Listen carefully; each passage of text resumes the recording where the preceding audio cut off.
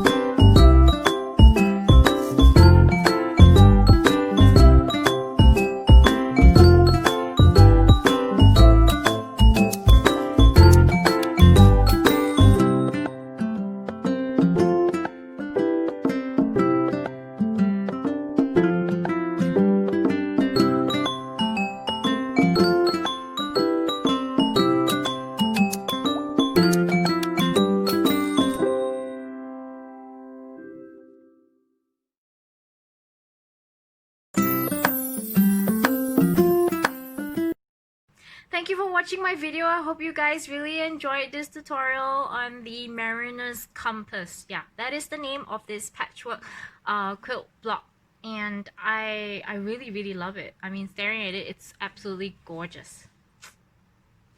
So if you guys want to ask me any questions, or you want templates or anything, just drop me an email, or you can DM my Instagram account, or you can comment on this video. So basically this video is just teaching you how to piece the pieces together to get this patchwork quilt block. So anyway, usually a quilt block is typically a 12-inch by 12-inch square, and usually they go by squares, but to be honest, patchwork quilt blocks, whatever you want to call them, sky's the limit as to what you can actually make with them. You can do quilts, bags, coasters, even shirts, dresses, I don't know, placemats. Seriously, anything you want to. So basically the sizing goes according to whatever you want to make.